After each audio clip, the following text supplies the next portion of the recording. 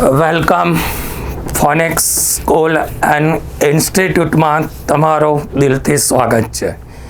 હવે પહેલાં એમસીક્યુની લાઈનો આપણે જોઈ લીધી, 2 ચેપ્ટરના દાખલા તમને કરાવી દીધા, પરિવર્તનો બી મસ્ત તમને કરાવી દીધા. ઘણા બધા વિદ્યાર્થીઓની નીચે એવી કોમેન્ટ આવતી હતી કે સર એમસીક્યુની પ્રેક્ટિસ કરાવો, તો પાર્ટ 2ના એમસીક્યુ પહેલાં આપણે જોઈશું. પાર્ટ 2માંથી તમને 24 કે 25 માર્કના એમસીક્યુ પૂછાશે.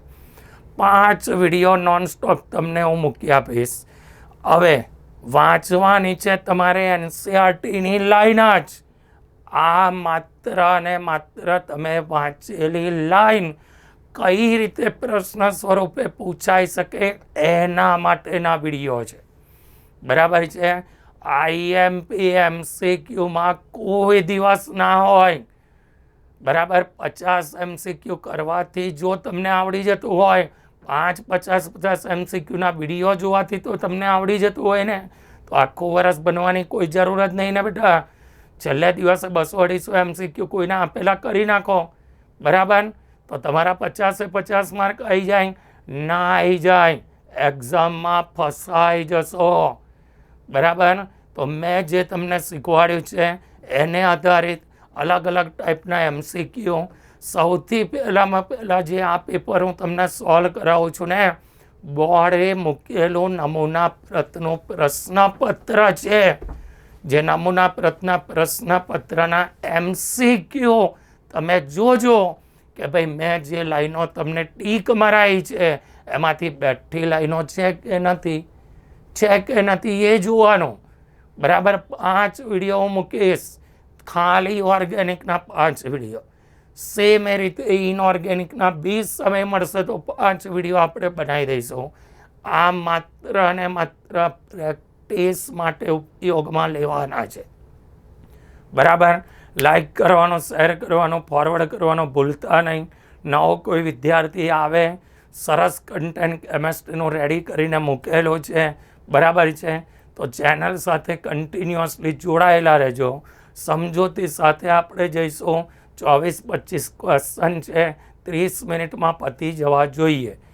50 એમસીક્યુ 50 મિનિટ, એથી વધારે સમય ના કાઢવાનો હોય. તો સૌથી પહેલા નંબરની અંદર ગ્લુકોઝ કયા પ્રક્રિયક સાથે પ્રક્રિયા આપતો નથી? તમને ખબર છે બેટા, મેં ટીક માર્ક કરાયેલો છે. જમણી બાજુના પેજ પર તમારી એનસીઈઆરટીમાં આપેલો છે કે ગ્લુકોઝ NHSO3 સાથે પ્રક્રિયા આપતો નથી. સ્કીપ પ્રક્રિયક સાથે જાંબલી રંગ આપતો નથી.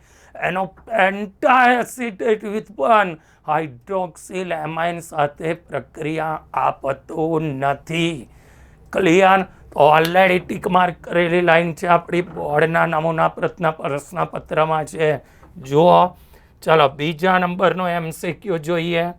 તો બીજા નંબરનો એમસીક્યુ આ બી મેં ટીક મરાયેલો છે. ડીએનએમાં કયા 4 બેઝ હાજર હોય? તો આ ક્વેશ્ચનમાં ગુજ એટ એવું યાદ રાખી લેવાનું. તો એડેનિન હાજર હોય, ગ્વાનિન હાજર હોય, થાઇમિન હાજર હોય. ડીએનએમાં યુરેસિલ હાજર હોતો નથી. બીજા નંબરનો ક્વેશ્ચન આપણે કરાયેલી અંડરલાઇનમાંથી છે. ચલો આગળ જોઈએ. કયા એમિનો એસિડમાં એમિનો સમૂહ નથી? પ્રાથમિક માટે પ્રોલિન. જોઈ લો વિડીયો ખોલીને, કહેલો છે મેં તમને કે આ ટેબલ કરવાનું. જો બોર્ડવાળો કોઈ અઘરો એમસીક્યુ આ ચેપ્ટરમાંથી પૂછશે તો ટેબલમાંથી હશે. આ બે મારી લાઈનમાં ટીક માર્ક કરેલો છે. ચલો ત્યાર પછી ગ્લુકોઝના એક અણુમાં કિરાલ કાર્બનની સંખ્યા. ચલો કિરાલ કાર્બન એટલે 4 જુદા જોઈએ.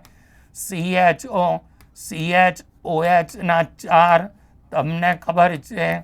તો આ જે સેન્ટરમાં છે ને, સેન્ટરમાં આને તમે કિરાલ કાર્બન કહી શકો. તો ગ્લુકોઝમાં કેટલા કિરાલ કાર્બન આવશે બેટા? 4. વચ્ચે જે CHOHના 4 છે ને, એને આપણે નામ આપીશું કિરાલ કાર્બન. 4 સમૂહ જુદા જોડાયેલા હોય એવો એને કયા નામે ઓળખાય? કિરાલ, તો કહેલો જ છે ગ્લુકોઝમાં 4 કિરાલ કાર્બન હોય. આપણી લાઈન સિવાયની લાઈન ના પૂછાય. જોઈ લો, આવું નથી કહેતો, બોર્ડનું નમૂના પ્રશ્નપત્ર કહે છે. ક્લિયર? ચલો ત્યાર પછી આગળ એનિલિન અને બેન્ઝાઇલ એમાઇન વચ્ચેનો ભેદ એક જ મિનિટમાં ખબર પડી જવી જોઈએ બેટા. કે એનિલિન હોય ને એ કાર્બાઇલ એમાઇન કસોટી આપે, હિન્સબર્ગ પ્રક્રિયા સાથે પ્રક્રિયા આપે, પિરિડિન બેઝની હાજરીમાં એસિટાની લાઇડ બનાવે. પણ આ પ્રક્રિયા એવી છે કે જે બેન્ઝાઇલ એમાઇન, હવે NaNO2HCl માં તમે મને કહો એનિલિને BDC બનાવ્યું હતું, જ્યારે અહીં તમારો CH2NH2 છે એટલે આલ્કોહોલ બને. આ બી મેં ટીક માર્ક કરાયેલો છે કે જ્યારે એલિપેટિક આવે ને તો આલ્કોહોલ બને અને એરોમેટિકમાં બેન્ઝીન ડાઇઝોનિયમ સોલ્ટ બને. ચલો ત્યાર પછી આગળ કયું સંયોજન કાર્બાઇલ એમાઇન કસોટી આપે છે? એવું નથી લખ્યું, આપતું નથી. પ્રશ્નને ધ્યાનથી વાંચવાનો. ચાલો, કાર્બાઇલ એમાઇન કસોટી માટે કંઈક આપણે એવું લખતા હતા કે પ્રાથમિક, એલિફેટિક અને એરોમેટિક એમાઇન જોઈએ. ચાલો, અહીં તમે લખ્યું છે N-મિથાઇલ ઇથેનેમાઇન. N પર મિથાઇલ એટલે આ તો પૂરું થઈ ગયું. ઇથેનેમાઇન આ સેકન્ડરી છે એટલે બિલકુલ ના આપે. N ડાયમિથાઇલ એટલે આ તૃતીયક છે, આ બી ના આપે. INN આવ્યો, મિથાઇલ ઇથેનેમાઇન એટલે આ બી તમારો તૃતીયક છે. ખાલી એક જ પ્રક્રિયા આપશે તો કાર્બાઇલ એમાઇનમાં મેં લીટી દોરાયેલી છે કે માત્ર અને માત્ર પ્રાથમિક amine, aliphatic amine, aromatic amine carbyl amine કસોટી આપે, આઇસોસાયનાઇડ બનાવે, જ્યારે દ્વિતીયક અને તૃતીયક એમાઇન માટે કાર્બાઇલ એમાઇન કસોટી હોતી નથી. છે બેટા? ચલો આગળ જોઈએ. આપેલ ગુણધર્મો સાચો વિકલ્પ નક્કી કરો. ચાલો, આ બી મેં ધી બેસ્ટ કહેલો છે. તમારી NCERTમાં જમણી બાજુના પેજ પર છે કે બાયો સ્થિતિમાં, બોલો ને બાયો સ્થિતિમાં, તો સીધું પ્રાથમિક, દ્વિતીયક, તૃતીયક. બરાબર છે? એટલે જોઈને ખબર પડે. અડધી મિનિટ બી ના થાય. બરાબર છે? તો સિમ્પલ છે. ચાલો ત્યાર પછી આગળનો ક્વેશ્ચન જોઈએ. નાયલોન 6 મેં એસિડના ઉપયોગોમાં ટીક મરાયેલો છે. આ બી તમારી NCERTમાં જમણી બાજુના પેજ પર છે કે નાયલોન 6ના ઉત્પાદનમાં એડિપિક એસિડનો ઉપયોગ થાય. મારે લીટી છે ટીક માર્ક. જોઈ લો વિડીયો ખોલીને. જેટલા બોર્ડમાં પૂછાયેલા MCQ છે ને, બોર્ડ વરાય નમૂના પ્રતમાં પૂછેલા છે, હિરેન્સરે ટીક માર્ક કરાયેલી લાઈનમાં એ લાઈન હશે, હશે ને હશે જ. તો શું વાંચવાનું? લાઈન ક્લિયર કરવાની. આ માત્ર અને માત્ર તમારી પ્રેક્ટિસ માટે, તમારા સંતોષ માટે, ઉલ્લુ બનાવવા માટે નથી વિડીયો બનાવતો. બરાબર? કે નથી મને ખોટા વ્યૂ નહીં પડી. તમે જુઓ, મારો 6 to 10નો વિડીયો જોજો અને 5 પેપર હું સોલ્વ કરાવું ને અલગ અલગ, એના MCQ જોજો અને તમે ડિસાઈડ કરજો કે હિરેન્સર એટલે કોણ. ચાલો આગળ આપણે જવા દઈએ. નીચેનામાંથી કયું સંયોજન કેનિજારો? તો કેનિજારોમાં આલ્ફા હાઇડ્રોજન ન હોય તે કેનિજારો પ્રક્રિયા આપે. મેં આ બી તમને અલગથી લાલ પેનમાં લખાયેલો છે, આ બી તમને મેં અલગથી લાલ પેનમાં લખાયેલો છે, આ બી તમને અલગથી લાલ પેનમાં લખાયેલો છે. આ 3 હોય ને તો આ કેનિજારો આપે. એટલે મેં એક્સ્ટ્રામાં લખાયેલું છે સાઈડમાં, તો અહીં તમારો આલ્ફા હાઇડ્રોજન છે એટલે આ કોઈ દિવસ કેનિજારો પ્રક્રિયા આપશે નહીં. ક્લિયર? ચલો આગળ. નીચેના પૈકી કઈ નિપજ ખોટી છે? ચલો ફિનોલ આનું રિડક્શન કરો તો બની જાય વેરી નાઇસ. ઝેડએનની હાજરીમાં ઓક્સિજન દૂર થઈ જાય વેરી નાઇસ. આ બી આપણે ટીક માર્ક કરેલો છે. Br2CS2માં પેરાબ્રોમોફિનોલ વેરી નાઇસ. તમને જોઈને ખબર પડે. જોઈ લો 3 ઓપ્શન તમને ધી બેસ્ટ કરાયેલા છે. મેં MCQની લાઇનમાં ટીક માર્ક કરાયેલા છે. લો 10 MCQ બોર્ડના નમૂના પ્રશ્ન પેપરના પતી ગયા. 10 લાઈન હિરેન સરની ટીક માર્ક કરાયેલી લાઈનમાંથી છે જ. તો શું કરાય બેટા? લાઈન કરાય. એમને લાઈનમાંથી MCQ પૂછ્યા છે. જુઓ તમે અપ્રૂવ કરીને બતાવો છો. બરાબર. ચાલો ત્યાર પછી C7H8O જમણી બાજુના પેજ પર મેં લખ્યું છે. મેં અહીં લખીને આપેલું છે ઉપર કે C7H8Oના 3 સમઘટકો હોય. ફિનોલિક ગ્રુપવાળા કયા 3 સમઘટકો બનશે? યાદ કરો. ઓર્થોક્રેસોલ, મેટાક્રેસોલ, પેરાક્રેસોલ, 2 methyl phenol, 3 methyl phenol, 4 methyl phenol. તો ફિનોલ ક્લિયર થઈ ગયો. ફિનોલિક પૂછ્યું છે. જો મને ફિનોલિક ના પૂછ્યું હોય ને તો મારો આન્સર 4 આવે. તો હવે તમે કહેશો સર ચોથો કયો આવે? રિંગ પર CH2OH બેન્ઝાઇલ આલ્કોહોલ. ક્લિયર બેટા? ચલો આગળ. સૌથી વધુ સ્થાયી નિપજ પૂછી છે તો મારે આનો દૂર કરવો પડશે. ચાલો આનો હું દૂર કરીશ ને તો અહીં મને સ્થાયી નિપજમાં મળશે આ. તો આ બી તમે નિર્જળીકરણમાં બન્યા જ છો. નિર્જળીકરણમાં શું થાય? પાણીનો આનો દૂર થઈ જાય. બાજુવાળાનો H લઈ લેવાનો, આના પરથી OH લઈ લેવાનો. નિર્જળીકરણમાં ટીક માર્ક કરેલો છે આપણે. ચાલો મહત્તમ સ્થાયી નિપજ કઈ હશે મને એવું શીખવાડ્યું છે. તો અહીં મને પૂછ્યું છે મહત્તમ સ્થાયી નિપજ. સ્થાયી નિપજ ધ્યાનથી સાંભળો. તો અહીંયા આગળ BR નહીં જોડવાનો. સ્થાયી નિપજ માટે દિમાગ વાપરવાનો. તૃતીય કાર્બોકેટની સ્થાયીતા વધારે હોય. બરાબર. ચાલો આ બે શીખવાડેલો છે. ઇલેક્ટ્રોન અનુરાગી આયન 1 મિનિટમાં ખબર પડે. માઇનસ વાળાને ઇલેક્ટ્રોન અનુરાગી કહેવાય, પ્લસ વાળાને કેન્દ્ર અનુરાગી. અહીં લખ્યું છે નથી. બરાબર. તો આ બધામાં ખબર છે. અહીં આલ્કાઇલેશન થાય, અહીં નાઇટ્રેશન થાય, અહીં એસાઇલેશન થાય.